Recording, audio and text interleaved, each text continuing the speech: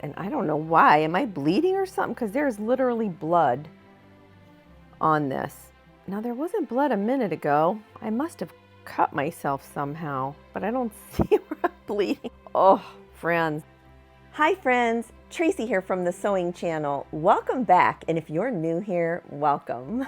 Today's video is all about just sitting down, relaxing during this Christmas season, and getting some slow sewing done, slowly. This is one of many videos in my series of my winter slow sew. I will be sure to link the playlist in the description box, and I will also pin a comment at the top of the comments where you can find the link to the very beginning of the videos, so that way you can follow along. It's still not too late to grab that free PDF and get started on this winter slow sew with us. So many questions in my videos because people haven't watched maybe the previous video, so I'm just going to recap really quick. This is a Cricut light right here, and it comes really bright, and then it can go down, it can go white light, and it can go to yellow light. They have a floor model version of this, and then they have this tabletop version right here that I'm using. Whenever you hand sew, slow sew, anywhere where there's not enough light, you need to make sure that you compensate with an extra light. You will definitely strain your eyes, and I've done that before, and that is no fun because that puts you out of commission for a little bit. My lap board, super simple. I have a full video tutorial on this. It's linked in the playlist with the slow sew. This is a game changer when it comes to hand sewing. And you also need your coffee or hot cocoa, hot tea, whatever you're into, right? This cup I will link below. It's from the Fat Quarter Shop, and it's honestly super cute. It has, you know, quilt stars on it, right? Who doesn't love that? I did upgrade my thread to the gray thread in cotton from Aurifil. This thread is a lot thicker, and it's great for hand sewing and quilting on your sewing machine. So that I did change. I will link this below. Do you know those nets you get sometimes with your sewing machine? I believe it's to put over top of thread that is really slippery as you're sewing in your sewing machine, so that way it keeps it together. Well, what I did was just sew both ends and encase my spool of thread, and then I put it through one of those holes in the net. It's just netting, that's all it is. And that way it's easily pulled without getting all tangled and loose, and if I drop it, you know, this isn't gonna go all over the place. So there's a tip for you. I did take one of my silicone thimbles and I cut that metal part off the end because this is really easy to sew through, so I really don't, you know, need a really thick thimble or anything like that because I do use my board as well. But just in case I need to push something through a little bit, I did cut that off so that, you know, there's airflow through there if anybody's wondering. Because there's always questions, right? Let me show you what I've got done so far. I've gotten done quite a bit, and I'm really excited about it. Last night I did connect up the rest of the top. I believe it's 13 bricks across that I put in the download, and that's how wide I'm gonna make mine. You can see there it's, you know, wide enough to snuggle up in. And I've gotten pretty far. And you can see the back here. And again, if you didn't know, these are all the linen clothes that I've thrifted from the thrift store that I've just cut up, and they make a beautiful quilt. Oh my goodness, look at how nice that looks. I just love that, and it goes perfectly with my Tilda fabric. Everything will be linked below. Enough talking already. Let's get busy relaxing to a nice slow sew. Now, all I did was glue base these down, and I show that in the other videos as well. So yeah, so these are all ready to go. So all I have to do is just applique stitch all around here. So here's a new design right here that I started, because you can just do whatever you want as far as the embroidery stitches go. You know, the quilting that's on the front here, it also goes to the back. I put little hashtags in here. I don't know if you can see that, but that turned out really cute. And that's done with my embroidery floss, and I will link that down below. Yeah, super cute. So this is pretty much how I've been connecting those together, connecting two together, and then connecting the top and the bottom. And in my last video, I showed you how you have to measure the middle of these blocks and aim to like connect this one, the edge and the edge there, to the center of that block and the center of that block. If you don't, you will be all wonky. Tell me how I know. Tell me how I know, right?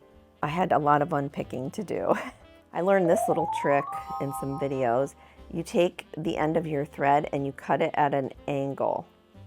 So that way it goes into the needle eye a lot smoother than if you were trying to put a blunt edge in there. I think it does help, you know, so give it a try. So my applique stitches, I'm gonna probably go about that much.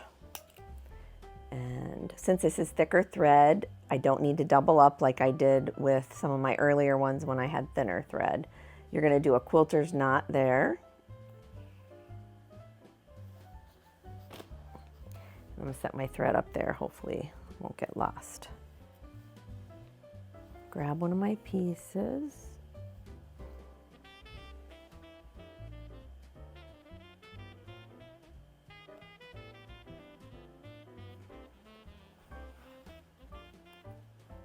Pull the knot through.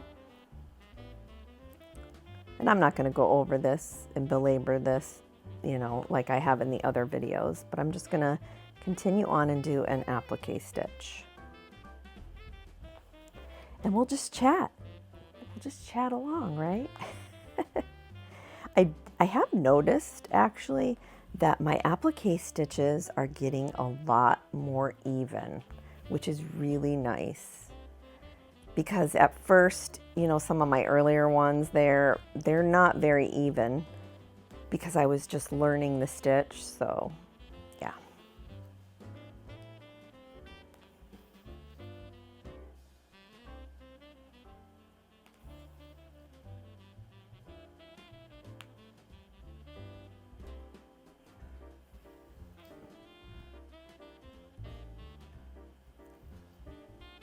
So how many blocks have you all put together? How many rectangles?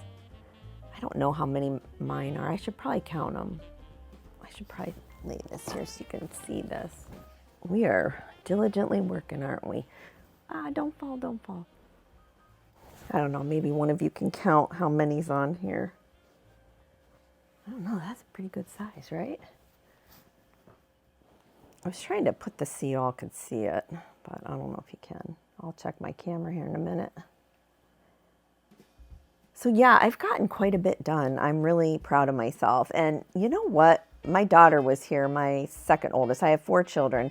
So my second oldest was here last night with the kids. And oh my word, she was like, Mom, that is taking you forever to do. And I'm like, are you kidding me? Forever? Girl, I only hand stitch it, which is very slow, and oh my goodness, it's gonna take forever. That's the whole idea, right? It's a slow sew. It's something to do in the evening to just relax and whatnot. So I was a little offended by that. I'm like, what in the world? But mind you, this child has no clue of sewing in general at all. She has no, but she is what we call a quilt hoe. If you know, you know. She's one of those people that just hoards quilts, and my goodness, she just loves a quilt. She's like, Mom, that doesn't look like it's gonna fit around me. And I'm like, first of all, it has to fit around me. And so she already thinks she's getting this quilt. How many of you, does your family members, when you're making a quilt, they're thinking, oh, is that one mine? Now, there's always a quilt hoarder in the family, you know? So you tell me, do you have any quilt hoarders in your family like my daughter? Like if I were to go over there, I should do a video and go over to her house and without her knowing, or, you know, like ahead of time, not tell her I'm coming, and be at her door and be like, excuse me, this is the quilt patrol. I'm going to see how many handmade, homemade quilts you have in your house. I guarantee you that child has more than me, because she is always looking over my shoulder when I am making a quilt. It's true. Now, my other daughter, my oldest daughter, she likes quilts too, but she likes, you know, more of that polyester way. So my second oldest, she'll take whatever quilt I give her. Oh my goodness, it's crazy. And my youngest daughter, I finally had to give in and give her the citrus quilt. But I told her she's not allowed to take it to the beach, because I don't know if you're a follower of mine, you know, my daughter, my youngest daughter, she's wanted my citrus quilt forever, but she's wanted to take it to the beach. And I said, no, no, no, that has the most expensive batting in it. It has wool batting in it. I said, you are not taking this to the beach and sanding this up, right? Oh my goodness. But when she came home from college, I put it on her bed for her when she got home. And so she was excited that she gets to keep the citrus quilt. I don't know. So she really likes it. And she's been sleeping with it, so. And if you followed any of my other videos, you know that wool is actually a high frequency fabric, just like linen. So, yeah.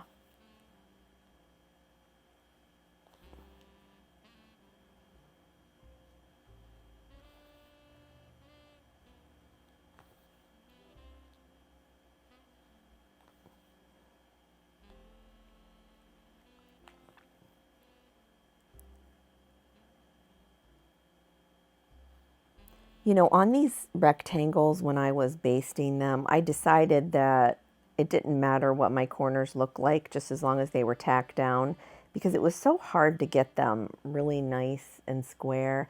And I would have spent so much time trying to do that. So I opted to just, you know what, how they laid, and I was just going to hand sew them on like that, however I glue basted them. Sometimes in quilting, you really do have to pick your battles, because it's hard sometimes, you know, because you could spend just literally so much time on one step trying to perfect it or whatnot. And sometimes, you know, you'll never perfect it.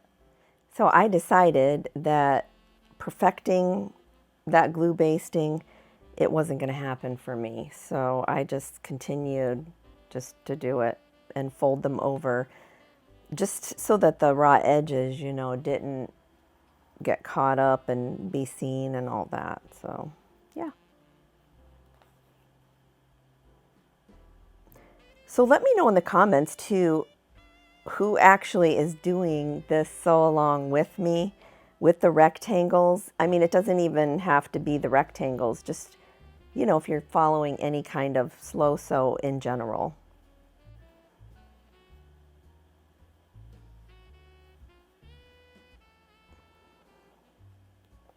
So this Christmas, I'm going to be having all 4 of my kids here again, which is really fun. And plus, you know, of course, my grandkids. I've got 3 grandkids that I just adore. Oh my goodness, they're so sweet. Oh. And this is my Julia's first Christmas. So that's going to be super sweet.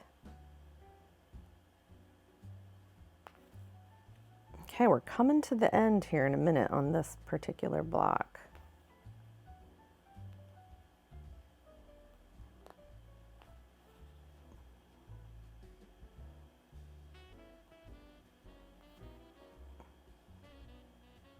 So our snow finally melted outside. All that snow we had, oh my goodness. And now it was amazing because it happened in like one day. We had a warm day, and then just boom, the snow was gone. Just insane.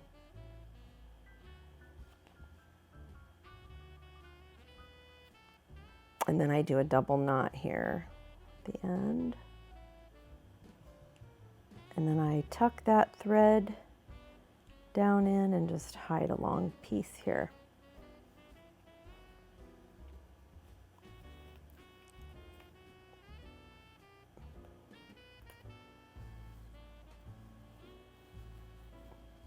And then we have one block that's all applique stitch all the way around.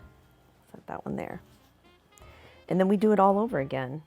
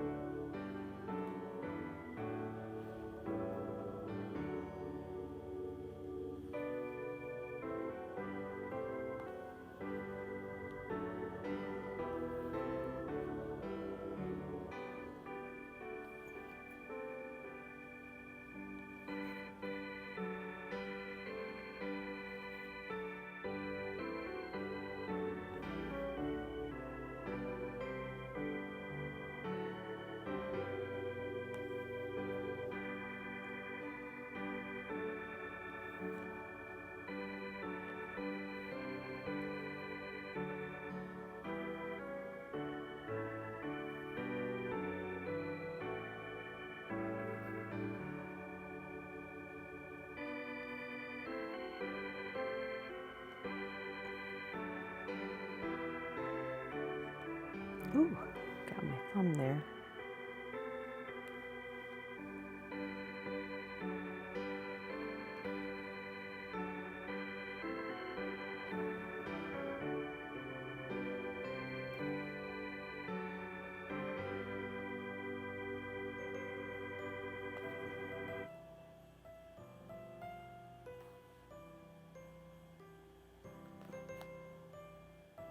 I am getting a bit faster at this than when I started. I mean, that's only, you know, progression, right?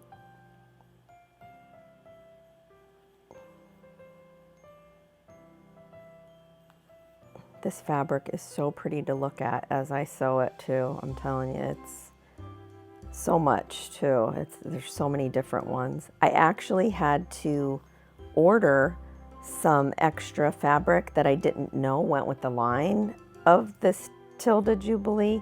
It was all of the blender fabrics. Here's a pink one right here. That's a blender fabric, and there were like 8 colors or something like that. I'm like, oh my word, I need all 8 of those, right? So I ended up getting a little bit more fabric to make it, you know, just more. I mean, it went with the fabric line. Why wouldn't I want it, right? It didn't come in the original Fat Quarter bundle, which I was surprised at. I thought we got everything in the line, but I guess we didn't.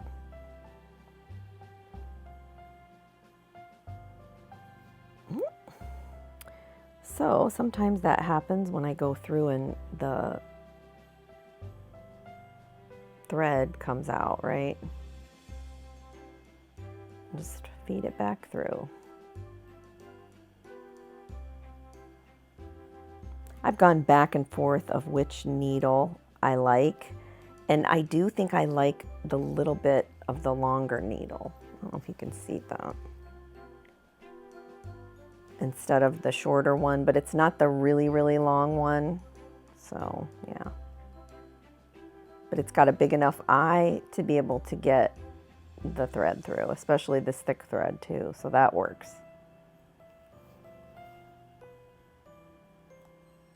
As I'm sitting here, I'm looking out the window, I've seen the mailman, the FedEx, the UPS, the Amazon, they are all out running the game today, trying to get all of their stuff delivered probably before Christmas. So I was so happy this year to be able to get all my stuff done, which really, you know, the older kids, it's nothing, but the little ones, I got some really cute stuff for the kids. Oh my gosh, I can't wait for them to open it. It's gonna be fun.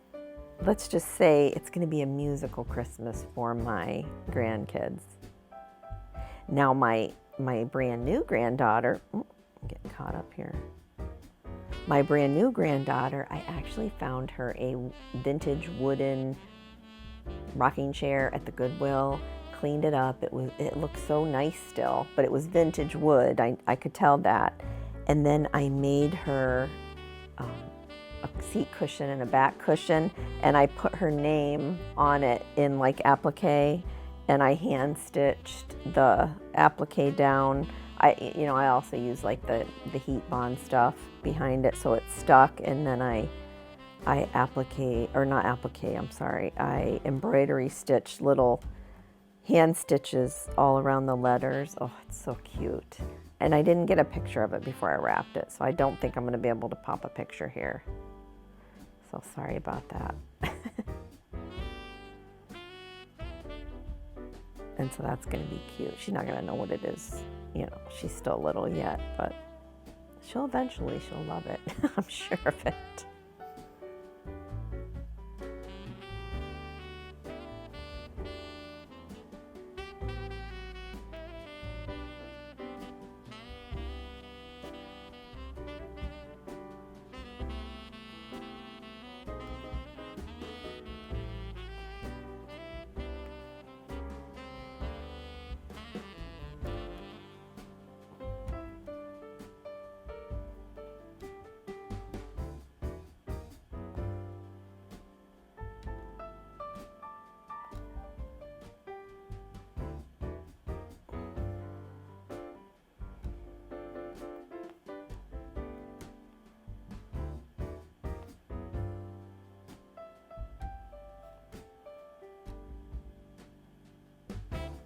Coming to the end of another one.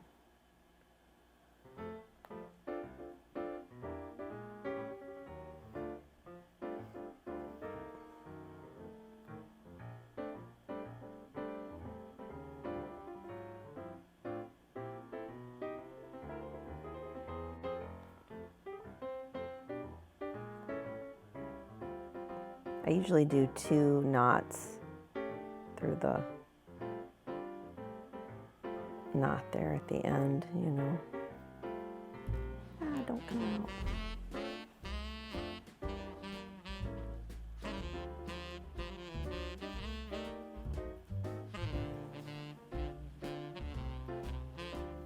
Okay, there's the next one done.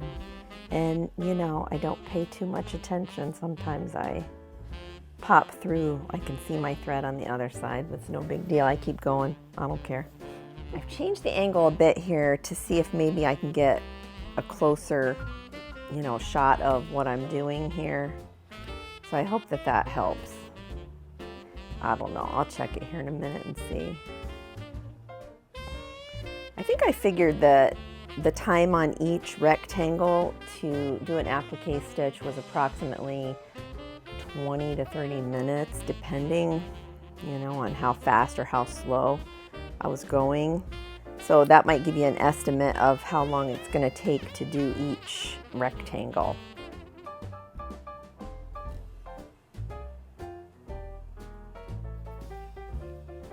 Okay, let's grab another one. Look at this Tilda fabric. It's darling, so darling. Get my little silicone thimble on. When I first go through, I do try to hit that batting, weave in and out a little bit, just to make sure that that knot gets buried in there. And then I always stab my board and then pull that knot through all the way till it stops. And the one tip that someone gave me in the very first video was to turn this toward me and then go in at it like this to do the applique stitch. I was actually doing it the opposite way, so I was having it turned like this and trying to grab underneath this edge right here. And yeah, someone had told me not to do that, to switch it around, and then it would be a lot easier. And oh my goodness, it really was. I mean, I'm not a hand sewer, really. I never was, and I never thought I would be. Oh my goodness. But it ends up, once you get into quilting, you end up trying all the things, right? And this just happens to be one of them. And I honestly, I really do enjoy hand sewing. It's crazy. Dopamine hit that you get from hand sewing is truly a dopamine hit. I don't know what else to say about it. It's just something so relaxing about it. I don't know.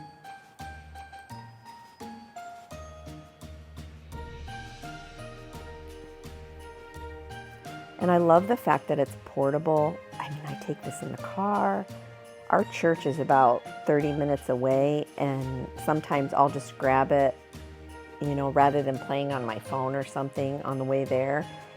And I'll just grab this board with a few of these, and I know that it'll, you know, take me about that long, the drive, to do one block and possibly start another one. So I take these on the plane. I take it wherever I go.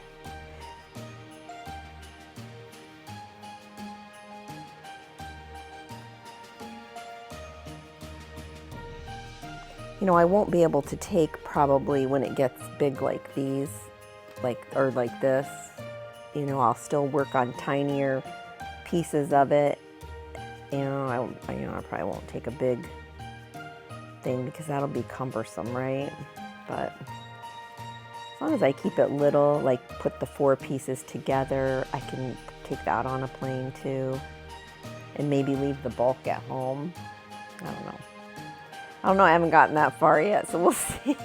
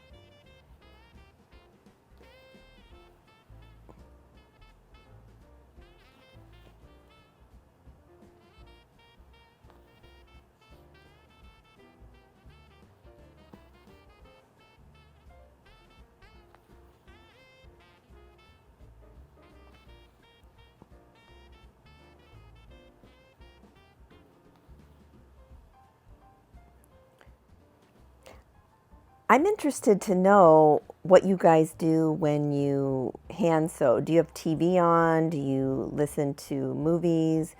Do you put your headphones on or your earbuds and listen to music? Or do you just listen to silence? I tend to be one that listens to silence. I don't know why that is. I don't like a lot of racket, while I'm doing stuff, even if it's like mindless stuff.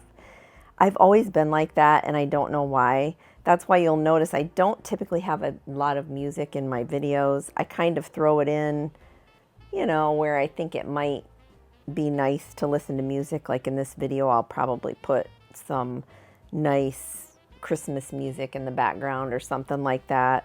So as you guys are watching it and doing your hand sewing through it, I'm more like company as an added, whatever to your experience while you're hand sewing, just to hear a little chatter. But I'm interested to know how you all hand sew, or do you like to visit with people on the phone while you hand sew? Or, sometimes I will listen to like true crime and stuff like that. But honestly, there's so much stuff to listen to about like, the scandal in not Hollywood, but like in the, music industry right now. I'm not going to say the name, but it starts with a D. And kind of keeping track with that, that scandal, those rap people or whatever. I do follow it.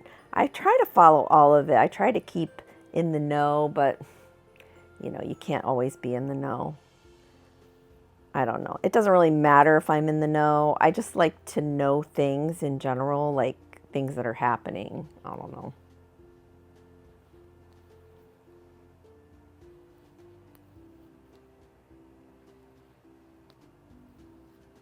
Do any of you bake Christmas cookies or anything like that? I recently just baked some, well, I guess it's not really baked, no bakes. Those, you don't really bake those. And my kids just love those. There's only a couple left in the freezer. They actually don't like to eat them at room temperature. They're, I don't know. Yeah, they're my children for sure. Because I take them right out of the freezer and eat those no bakes. They're so yummy. And they do the same thing. They won't eat them unless they're frozen. So, yeah, that's crazy. Oh, my goodness. Oh, and I made some of those peanut butter blossoms. And I put some, instead of Hershey Kisses, well, I did do the Hershey Kisses too, but I also did some peanut butter cups, those little miniature ones. I cut them in half, and I did those, and then I also froze those. I was going to make some sugar cookies too. I haven't done that yet because my granddaughter, Josephine, she actually loves peppermint, so I got some little peppermint crushed candies, and I want to make some sugar cookies with those in it. I think she'll like those. So do you guys bake or anything for the holidays? And what's your specialty? What's your cookie that you not only love to bake, but love to eat, I guess? That's a big thing, Christmas cookies around here. Back in the day, they used to have like Christmas cookie exchanges. I don't know that they really do those anymore. I really haven't heard. But I don't have like a group of friends that actually are bakers like that. So I don't really know. All my friends are quilters. So, although I'm sure some of my quilting friends are going to bake some cookies this year. I'm almost positive.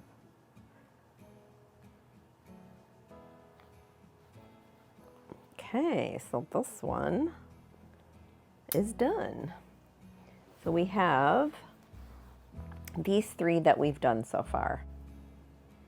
All applique stitched and ready to go. So I think for these 3, I'm going to do some embroidery floss on here and put some hand stitching with that so you can see what's going on with that. This thing not gonna work up here, huh? Okay, this keeps falling down, friends. I don't know if I'm gonna be able to keep that up there. So let's take some embroidery floss and just, you know, put some quilting embroidery stitches on these cute little rectangles. And you can see here, my grandson, Roscoe, we call him Ro, he was here last night and he actually loves balls. And so he grabbed my DMC ball floss and yeah, I caught him before he got too far into it. So hopefully I can get this knot out. So he's a little something, let me tell you. He's cutie. But yeah, he gets into everything. Oh my word. Yeah, he's not quite 2 yet, so you can only imagine, right? Okay, so he didn't do too bad of a job. I think it's salvageable. But if you get a knot in there, sometimes they're pretty easy to get out, but sometimes they're not. So let's see if this one, oh, yep, it pulled right out. Very good, very good. So I'm not going to put the light on the board this time because I think you're going to be able to see it much better if the light is not on it. Here I have a self-threading needle. These are amazing. These are a must-have if you are going to do this quilt or do any kind of embroidery type quilting throughout your quilt. This floss is really nice. It has, I think, 6 strands to it. And comes in the ball. But all you do is I stab my board just like that, and then I just take my floss and just pop it on. It's that easy. And then it flows to and fro, see? And then you kind of really have to yank it out in order to get it out. So there's that. So you're gonna take off, you know, as much as you think you'll need. And then you're going to do a quilter's knot in this as well.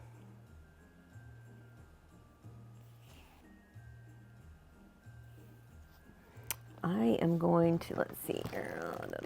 Do I have a pen? I thought I had a pen handy, but I may not. One of those erasables. Oh, right here. No worries. Oh, here's the self-threading clover needles too. And I will link those below. Here is the DMC floss. I'm using Ecru number 8. It says 10 grams, 100% cotton. I don't know where my little ruler is. I don't know where any of my stuff is. Okay. So I can't find my little ruler. I don't know where it went. Maybe it's in here. Let me see. Those are those rulers. Oh, here's this one. Okay, very good. So I don't have to use this lid. Use anything that's straight, though. It doesn't really matter.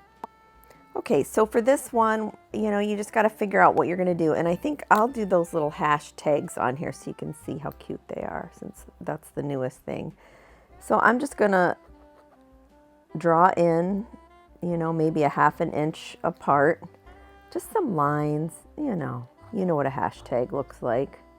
And I just make the lines about a ½ an inch apart. So I have a hashtag written in there. Now maybe I will do a smaller hashtag here. So maybe I'll do just about 1/8 of an inch apart. And you can make one side longer than the other. It doesn't really matter. You know, you just kind of do your thing. You don't even need a ruler if you don't want one. You know, if you don't feel like digging for one. So I have a hashtag there and one there. And maybe I'll just go over here and put one right before tilde 25-year Jubilee. So I'll put one right here. So it kind of looks like, you know, it's talking about that being a hashtag. I don't know. Just, you know, makes things fun. I don't know. So I'll set that there and that there. Get my little rubber thimble on. And I'm going to do the same thing. I'm going to start from one side though, because I want to work my way over, because I'm going to use the same thread and just travel through there. So I'm going to come kind of away from there, about, you know, 1.5 inches or so, or however far you want, from where I'm first going to pop up. And for this one, I'm going to do a continuous stitch. So I need to come up just before the end of that one hashtag. And then I'm going to pop that through. Don't lose your needle. Now I'm going to back it up here so you can see right there. And I'm going to go all the way through the layers now. Before, just a second ago, I didn't. I'm going to go through the layers at the end of the hashtag, and I'm going to come up past where I went in, leaving a space right there.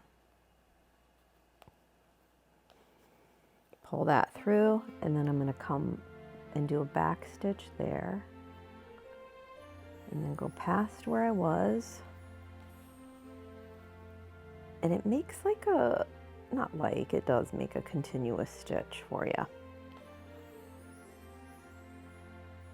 Mine's a little crooked because I'm trying to show you all and I'm not looking straight on. Now when you get to where you're at on the end here, back it up where you were. Yeah. Back it up, you know, so that you're covering this stitch here, but you're not going to go all the way through. You're going to come up at a different area. So I'm going to come up over here, like so, and I'm not going to come up all the way where that hashtag ends. And then I'm going to back stitch here and then come forward. I hope that makes sense. There's a ton of videos out there that you can look up to see what that, you know, straight line stitching is. I can't really see that good. I don't have my light on. I tried to not use my light during this segment to see if that might help the lighting issue for you all to see. I may have to turn it back on though.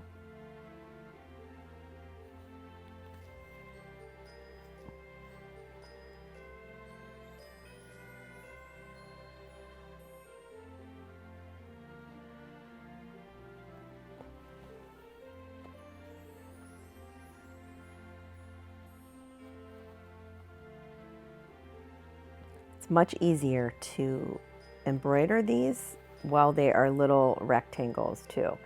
I wouldn't suggest waiting until it was all filled and then doing it at all. I would not do that. That's too much. There are some already on here that I did not do that I need to do yet, and I'm kind of dreading it because, yeah, it's too much to finagle that big quilt. It's much easier to do it this way.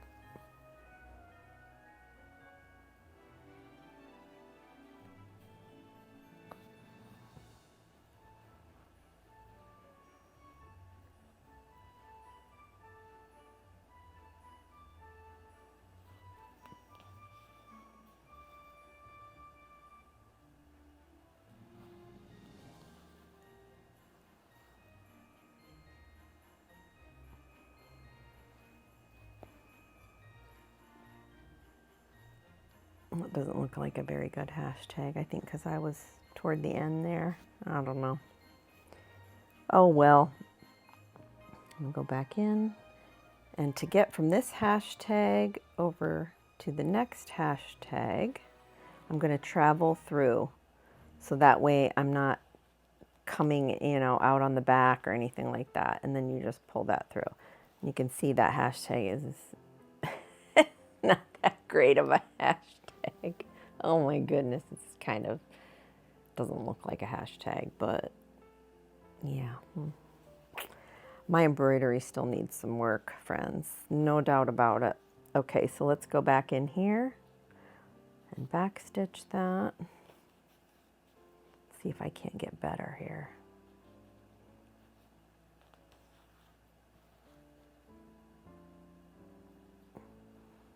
I am going to have to put some light on it though, because I can already tell my eyes are getting a little strained.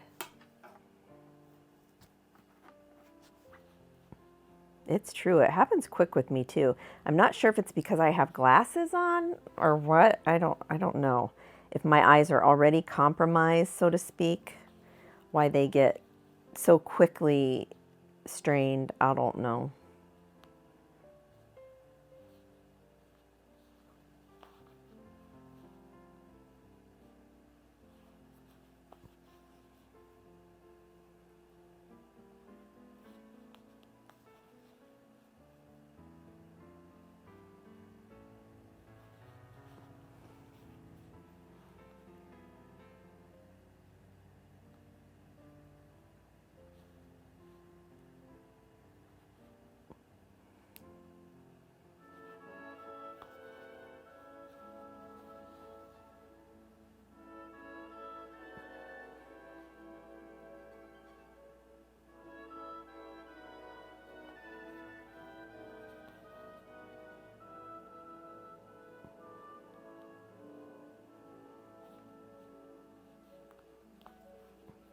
There are so many different designs that you can do, really.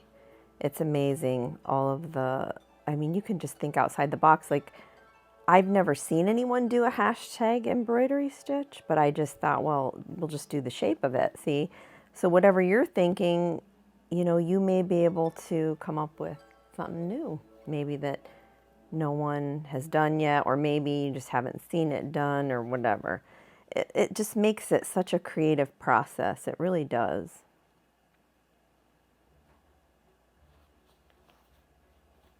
That one's looking better. Better hashtag.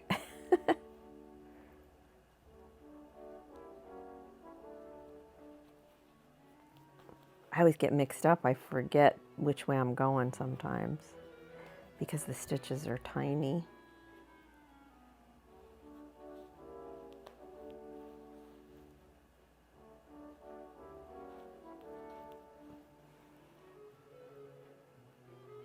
Okay, so this one is pretty much done. That hashtag anyways. Take one more stitch and then I'm going to go in and travel again between my layers so you don't see my stitches. Come out right before the end of that. I may need to get more thread too, I don't know. Yeah, I think I'm gonna probably have to. So say that just came off like that. It's so easy to put this back on. You just, you know, lay it over top of that right there and it just pops on. I think I need to grab some more embroidery floss. What I'm going to do is take this off. I'm going to try to tie a knot, but just keep it as a loop, like so.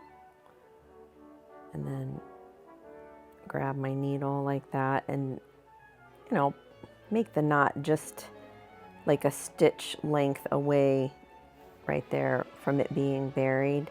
And then you're going to pop this back on here.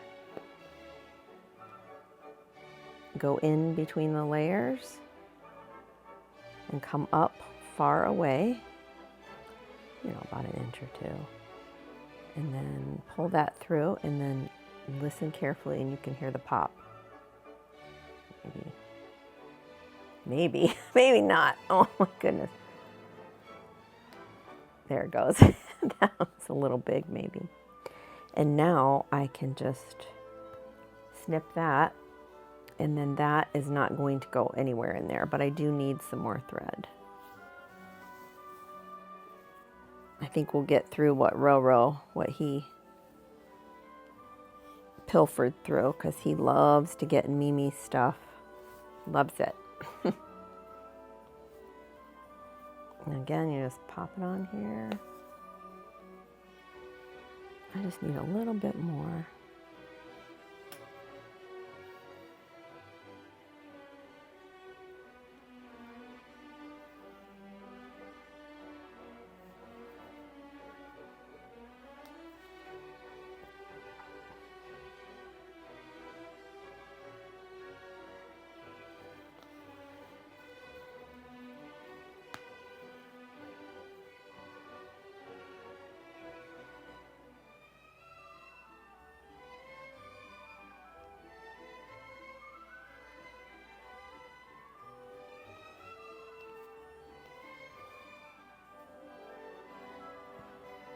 You can see those hashtags. That one looks horrible. That one looks pretty decent. And then we're working on that one.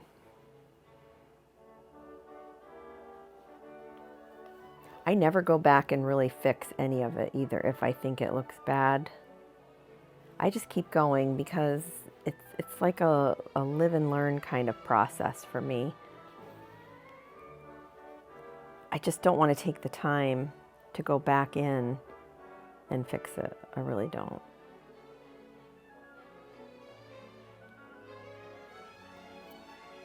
But I'll learn from it eventually. Eventually. I just don't want to stop the creative process or that dopamine hit, so to speak, that I'm actually getting right now from it. If I stop to fix something, I just think it's, you know, because that's no fun. That is really no fun to stop and fix stuff. So I just call it good enough and I keep going.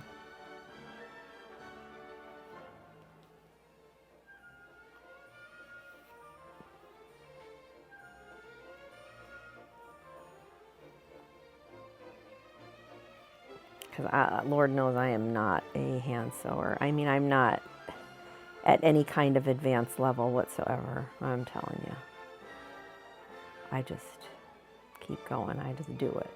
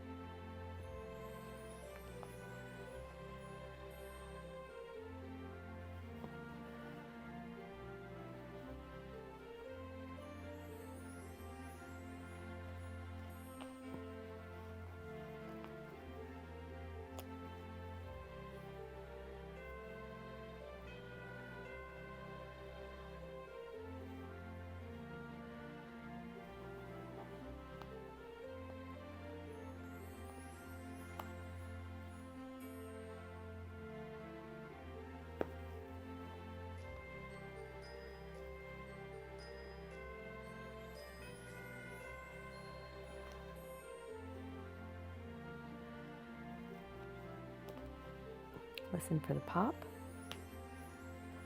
There, that one went easy, right? Cut off that tail.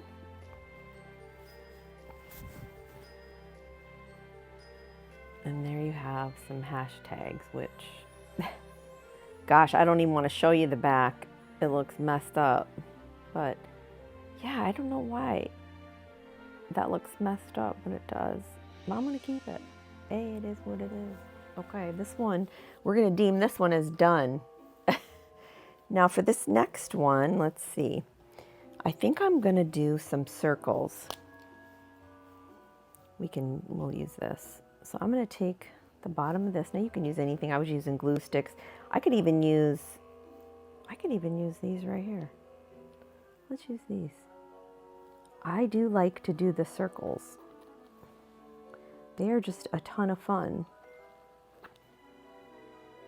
Let's do a half a circle here. I mean, it's anything goes, friends. Anything goes. I love it. I can just do whatever I want. Except, where's lid to this. What do I do with that? Oh my, what do I do with the lid?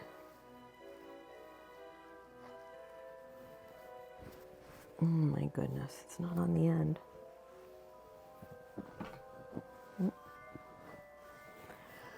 Oh, where's the lid to my bed?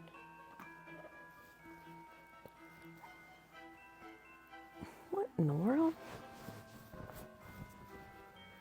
This is what I do with needles sometimes. I'm like, where is that needle? And I'm like so crazily, like, you know, going through my blanket that I'm using at the time. So I don't, what did I do with this pen? That's crazy.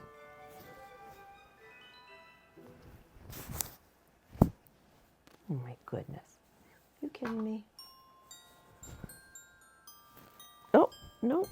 Yep, here it is. Down on the couch. Okay. All right, mystery solved. Okay, let's get comfy again.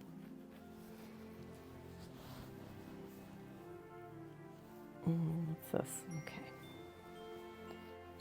Okay. We are going to grab a new piece and do some circles. Now these circles I'll do a little bit differently.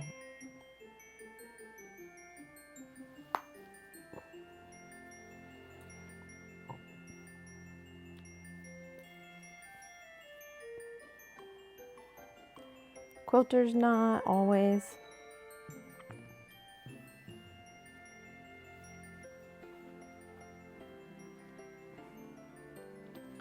Grab your sip of whatever you're drinking and take a sip. Mine is hot coffee. Love some coffee. Okay. All right, this for the circles. We're going to do the same thing. Now, you can see I have 1, 2, and then a half of one right here. I'm going to start my first one on this side of the circle so that when I end in that circle, I'm already here on this side to start this way. I mean, it just saves a little bit of thread, but really, how much does it save? You know, I don't know. I guess it adds up over time, but so it's up to you. It's how much you have to travel through this, really. So I'm going to come out through there, travel, and come up on this side. Pop it through. Oh, that one you really couldn't hear. Oh, there we go. Now for this one, I am not going to do that back stitch. I'm going to go down and come all the way through the back. And then I'm going to look here. Which way am I at? I'm going to come up right next to that stitch. And so I'm not going to do like a running stitch. It's going to be very evenly spaced out all the way around what I just wrote on there, or marked rather. Oh my goodness, my stitches are crooked today. I wonder if it's because of the angle. I'm not looking straight down. I'm trying to hold it outward. Look at me giving excuses now. I typically don't have really straight stitches. Now you can make them as big or as tiny as you want.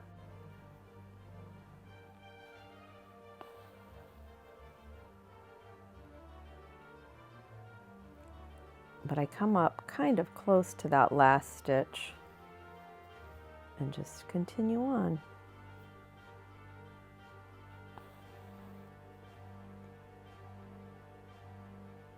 I love doing the circles too. I love doing any of it really. Oh, I didn't put really a space there, darn it.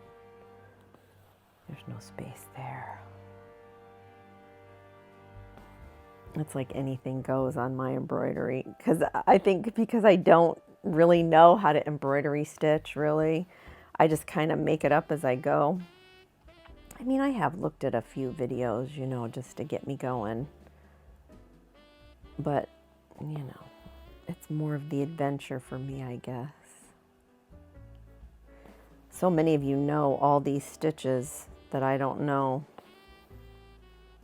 Oh my gosh, these are a hot mess. What in the world? These are not even remotely close. They are really not. I think I'm going to take these out because I am just not happy. Usually I don't take anything out, but I think because I'm talking at the same time, I don't know.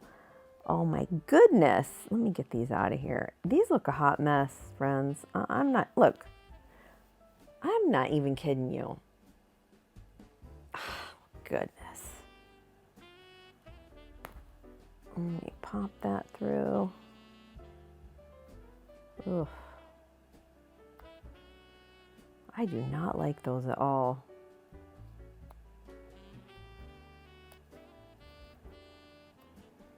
I never pull stitches out, but those were so sad.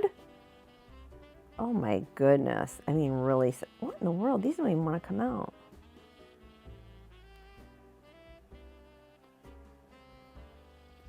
We are going to start over on this because I do not like that.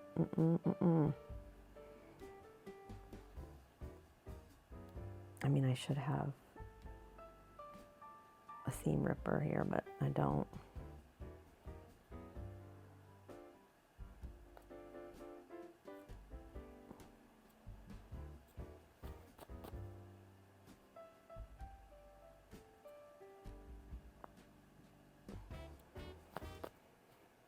My word, that was so bad, friends. So bad. Okay. Take two, right?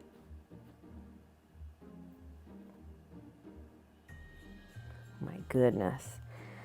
I mean, I don't even look like, I don't resemble anything of a professional with those stitches. Oh my goodness, okay.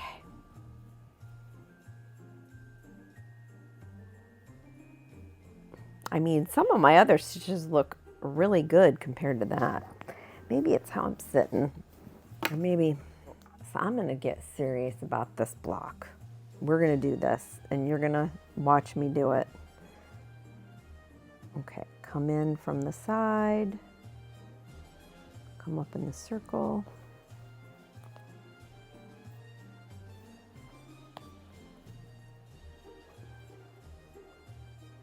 Now sometimes if you have the tail still showing right there, here's a tip for you. Just take your needle into one or the other side of that thread and lightly, you know, pull it this way so that it gets buried. So I am going to what? What am I going to do here? I'm going to go like so.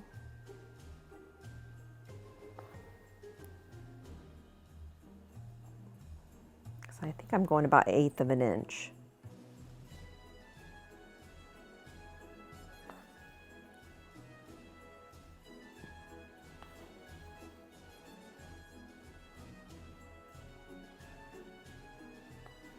We're looking better already, friends.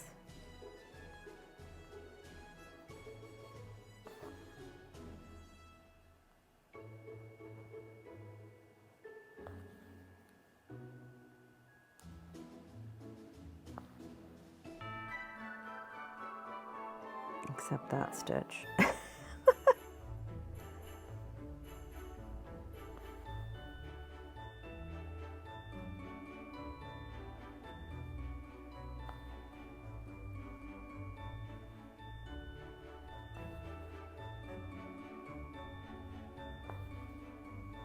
And that one. Oh my goodness. I'm a hot mess today. Oh, but that looks better, but yet it doesn't. I don't know. I mean, I've got better ones, better, you know, representations of my embroidery work.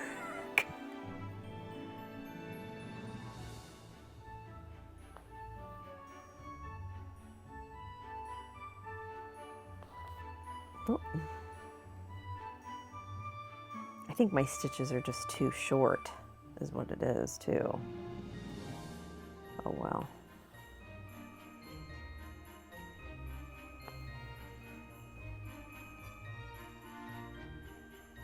What the heck? Oh.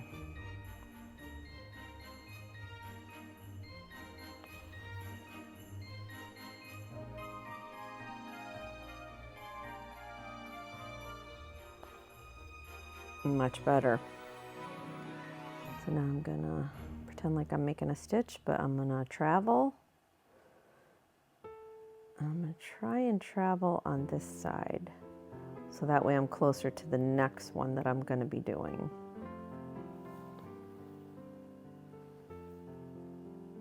Maybe am I going backwards? I don't know what I'm doing. Oh dear.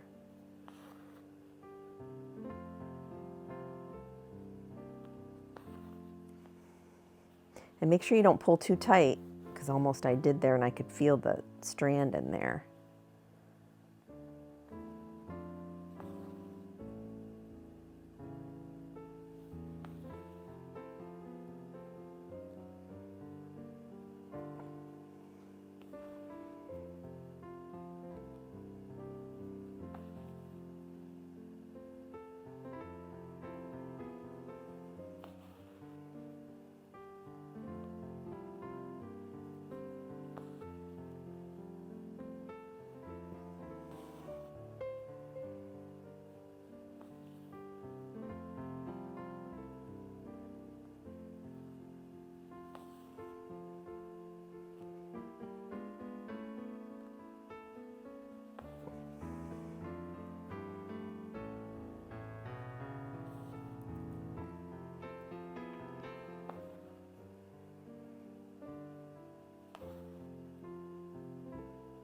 There you go. I think I'm getting my groove now, finally. Takes a minute for me, I guess.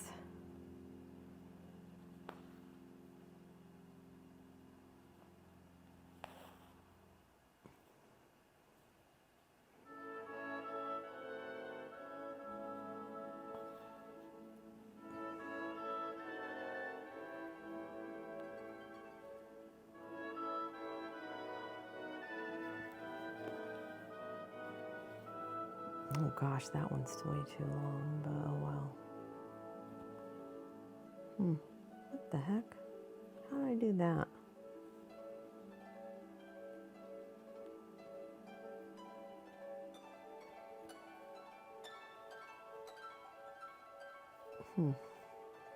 Now, since I had a longer stitch there, I'm going to go ahead and pull that back out. And you can do that easily when you have these self-threading needles. Like, I don't know what I did there.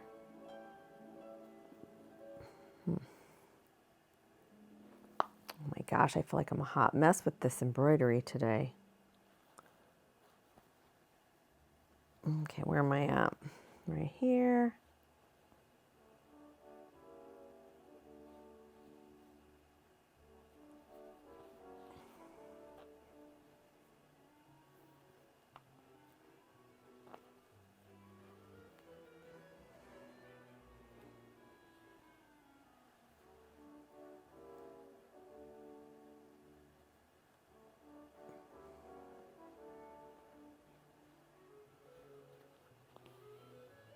There we go, much better. Oy.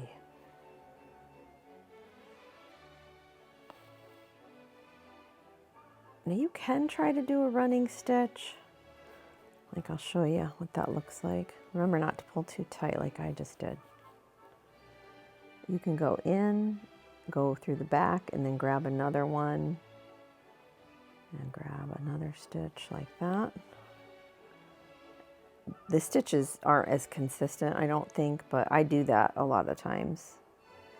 So I'm going to come through the bottom there to the back, come up.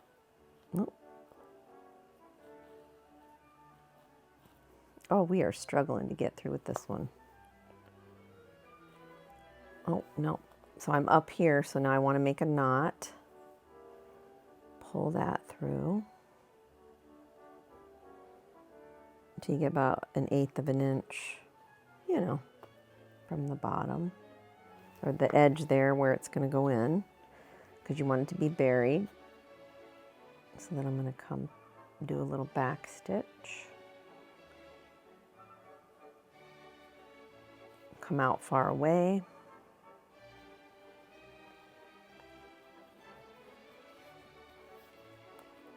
Okay, listen for the pop.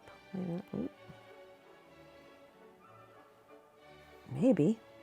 Did it already pop through? No, there we go.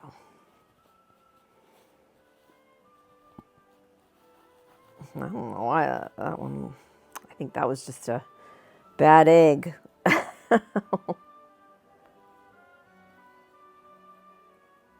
Okay, so there is the back of that one.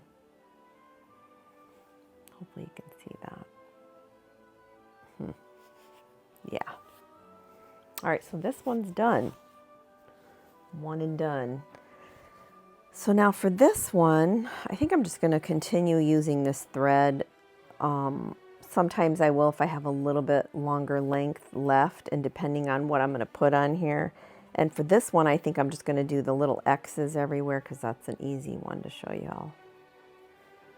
Because I need easy about right now.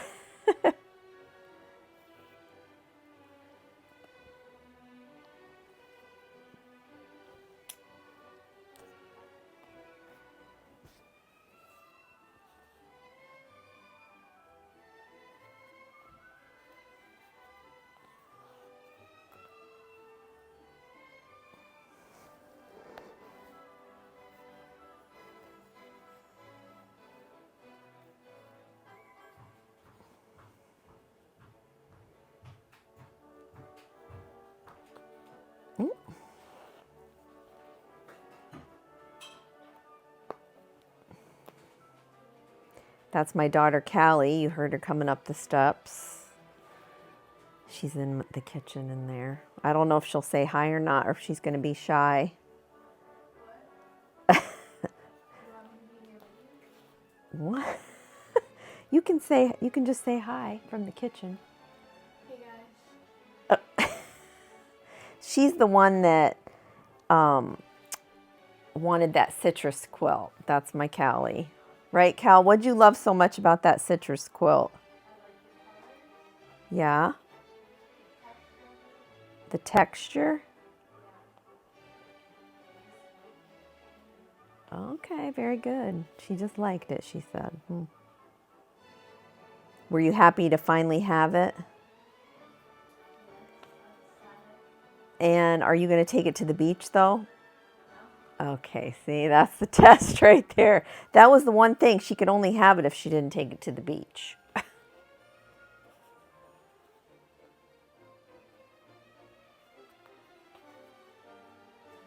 Okay, so there's a few X's in there, and we're just going to make a knot again.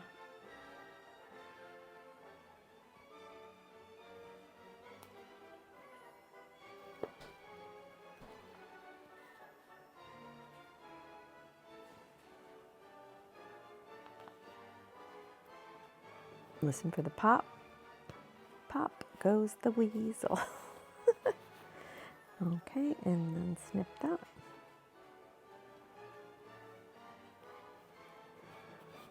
And with that little X, you only get the little like dots on the back.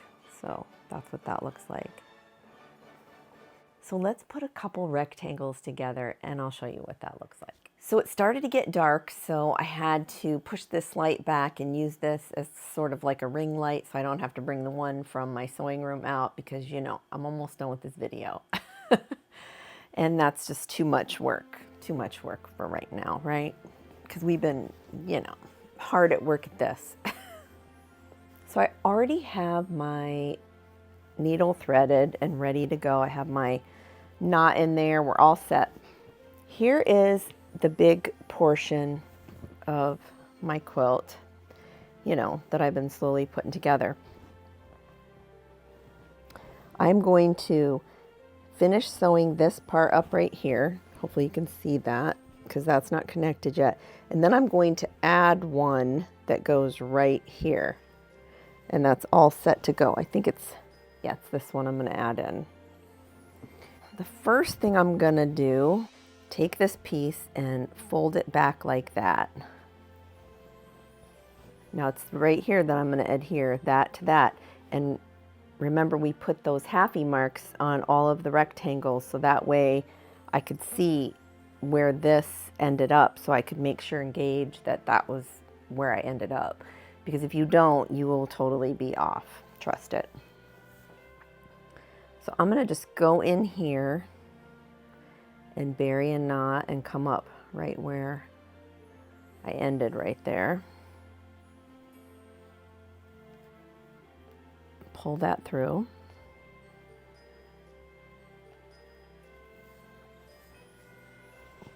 And you know, you'll have to turn it to what makes more sense for you. I think it makes more sense for me to go this way.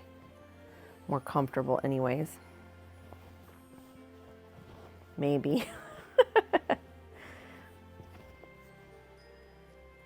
So once I pulled that knot through and I'm right here at this intersection, I'm going to make sure that this matches up here. And I may need to ease the white in a little bit. I don't know. I'm going to line that yellow one right up against the line and then kind of push this, which means there's just a tiny bit more yellow. That's very important because you want to be mindful of that because you need to ease that in there if that's the case. You don't want to just go ahead and push it and lay it so that it overlaps that center line that you made there, that mark. So I'm just going to line it up, make sure I'm right on the nose. Otherwise your block's not going to fit in there. So when I first start off, I'm going to take a couple small bites first. Remember, I've already pulled that knot through, and just in that same area, I'm going to do that, make a couple stitch lines, but then I'm also going to make sure that I don't get tangled. There you go. I'm going to pull up on that third one, second or third one, and go through that loop once, and then go through that loop again, and then that'll knot that off. And then I will continue taking small bites to attach those two pieces.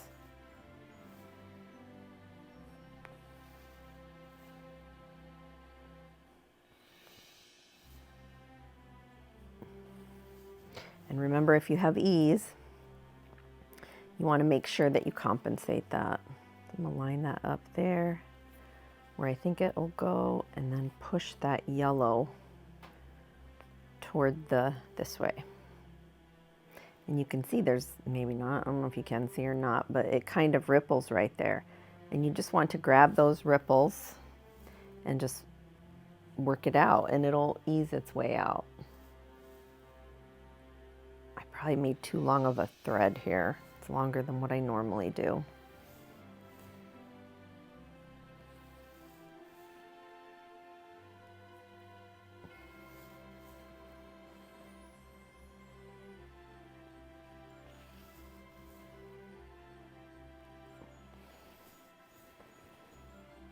Check your ease again.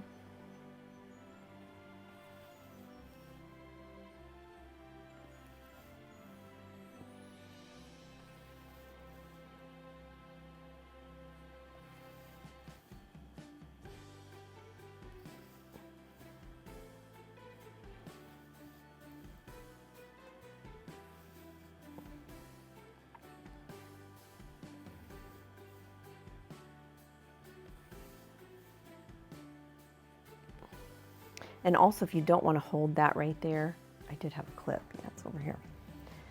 So you can clip those ends. I almost forgot to tell you to do that. You can clip that until you get up to that point, and then you can take it off. Those are big helps.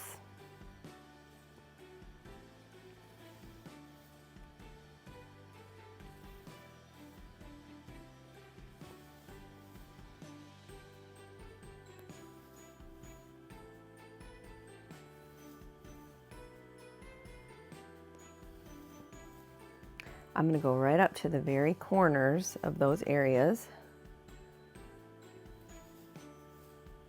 And I'm actually, don't let those needles get away from you. I'm going to do a double loop knot here. And then, so you can see, let me get that out of the way. I don't want to tangle that up in there. That's too long of a thread. Friends, don't do that. Don't do that like I did. And then I just bend that back, in the opposite direction, like so. And so this piece right here, and if you have directional fabric, make sure that you put it directionally. which this is, and I already messed up once, and I don't know why. Am I bleeding or something? Because there's literally blood on this. Now, there wasn't blood a minute ago. Oh my gosh. I don't know. I must have cut myself somehow, but I don't see where I'm bleeding, but there's blood spots. Oh, friends, what a day this has been, right? So, yeah. I'm going to try to get that out in a little bit when I turn the camera off with some saline solution. It'll come right out. So it's my blanket anyways. It's my DNA. What are you going to do? So just make sure that if it's directional, that you do put it directionally. And don't get yourself tangled up. So you can see here, this block is going to go right in here. Okay? And it almost seems like it's a little short. But it won't be once we do this and get those together, hopefully. So the next step is, since my thread is coming out here on this side right here, I'm then going to flip this block over to here. Okay, and then I can put a clip here. So that holds that in place for me for a minute. So what I need to do is get these two pieces together. So hopefully you can tell what I'm doing here. And it's coming out of that yellow one. I can't believe I bled all. I don't know where that blood came from. It had to be me. It was white a minute ago, but I literally cannot see where I'm bleeding at.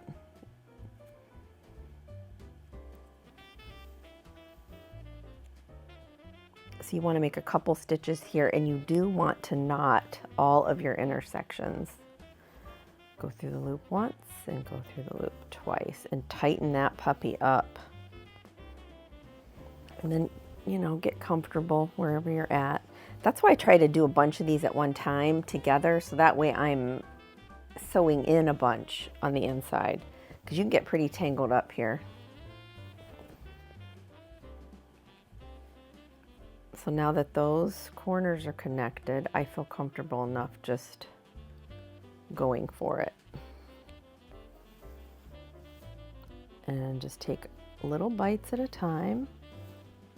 Hopefully you can see. If not, just imagine it.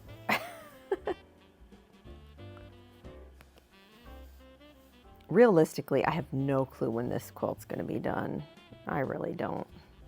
I mean, it's taken me this long to do this, and really it's just taking tiny pieces of time and just getting here and there done. You know, that's the only way to do it. What do they say? How do you eat an elephant? One bite at a time. That's the same concept here, for sure. And I made this thread way too long. Like, for real, friends, don't do that. Make it shorter. I don't know what I was thinking. I wasn't. Okay. So you're just going to just whip stitch those with tiny bites.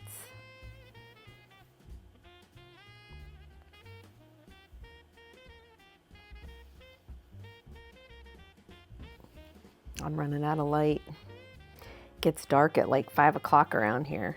It's crazy. And that's still clipped right there, so that's helping me out. It's like having an extra hand.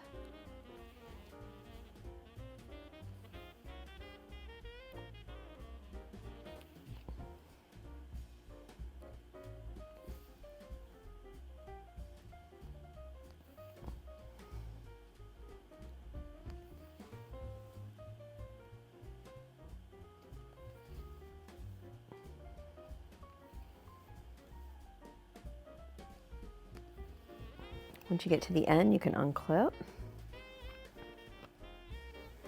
Now I ended up on this side, so I'm going to make a knot in this once I'm going to kind of spread that out and just, you know, finger press it kind of in the opposite direction so it lays nice. I'm going to make a knot right here and be done with this long thread.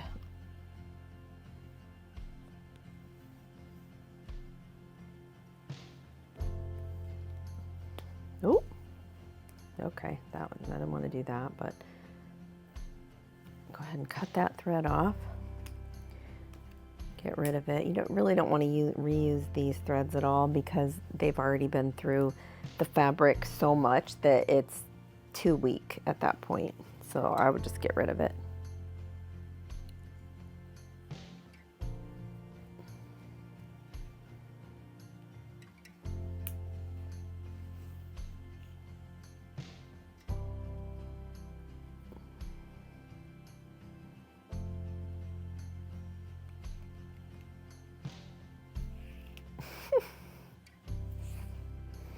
Okay, set this here.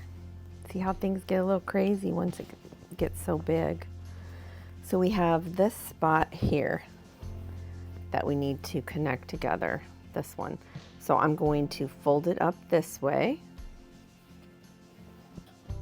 So it's like that. You can see the blood there. That's insane. I don't know where that came from. So this block, I did not make a center spot there in the center of the block, which probably because I grabbed it from the pile that I didn't do that from yet. I don't know.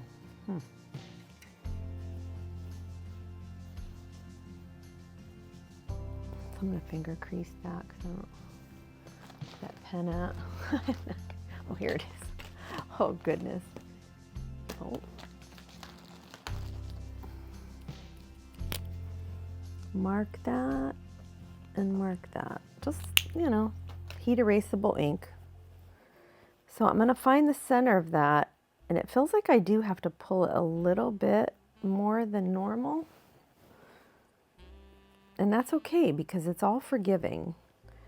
And then that will match up to there. Remember when I said it felt a little short? I don't think it will be now.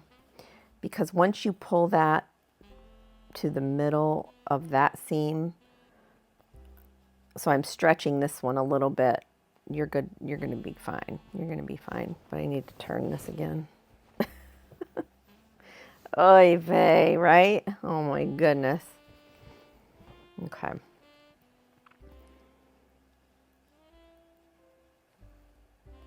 So you're going to come in here and bury your knot because you're restarting brand new again with a new thread, right? Make sure it pops through. And take some small bites first.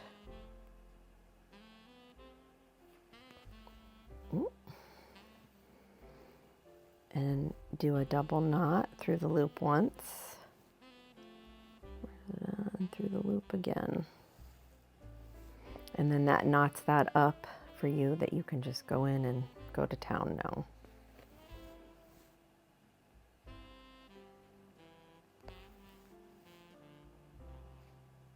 I mean, you can literally put these together however you want, whichever puzzle formation you want, really. You don't have to do it like I do it. You can do like a bunch of these together. Like I did try this right here. And that works too if you do a couple in a row like that and then take this and connect this row to another long row. That works too. Or you can piece them like this, you know. I've done it every which way, so whatever works for you. Plus, I like to do it differently every time because then I don't get bored with it. It's like not the same thing over and over again. I do not like cookie cutter things. I don't like things to always look the same or be the same because then that just, it's not fun for me anymore. I don't know. And then check this too to make sure that you're still on track, that that's in the center. And ease any if you have to. Because sometimes those clips do get in my way. And I do sometimes also thread baste. Like I would thread baste this seam to that center mark that I marked. So that that's already thread basted together with a couple stitches, and then I don't have to use clips. I've done that too. I showed you that I think in the last video.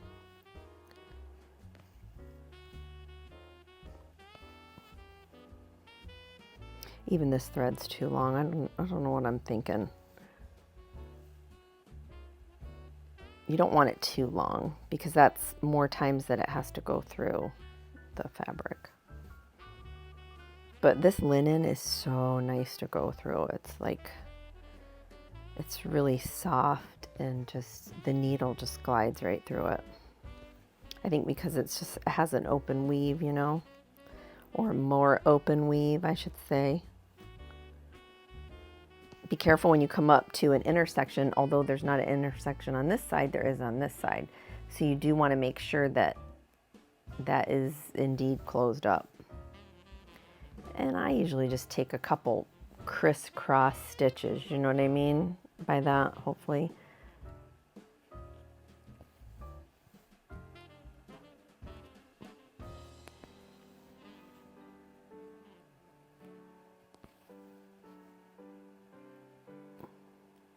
You don't want to take too big of a bite because then you'll really see it on the other side, which you cannot. You know, don't do as I do, do as I say, right? Isn't that the saying or something like that? Because sometimes I get going and I take too big of a bite.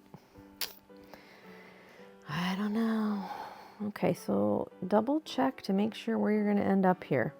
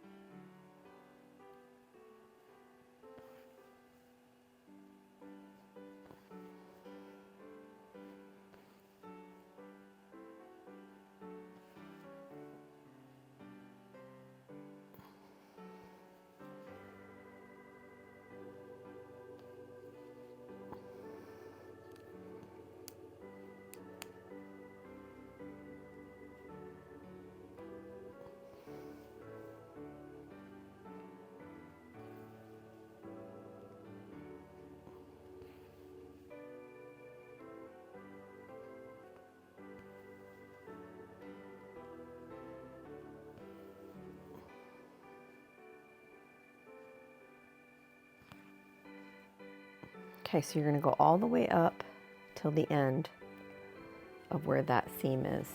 Hopefully you can see that right here, that V shape. And then what you're going to do, once you get there, you're then going to flip it so that it's right side down, and then you're going to put these right side together like that.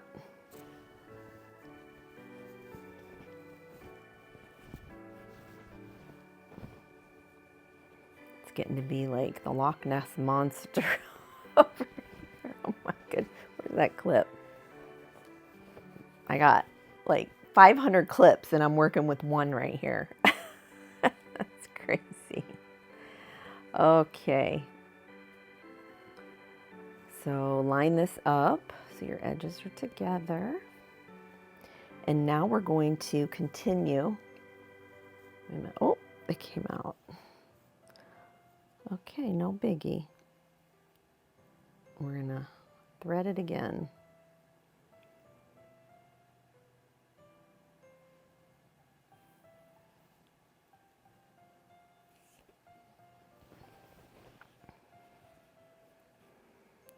So you're going to make sure that you double knot this intersection here. Whoops, I didn't get double knot that. There we go. And then you're free to just take off at that point. Remember to check to see if you have any ease here, which I may have that blue if you look at this, see? If I put these two corners together here and push that aqua up, you can see the gap in there. So there is going to be a little bit of ease. So I'm going to try to get that in there right now.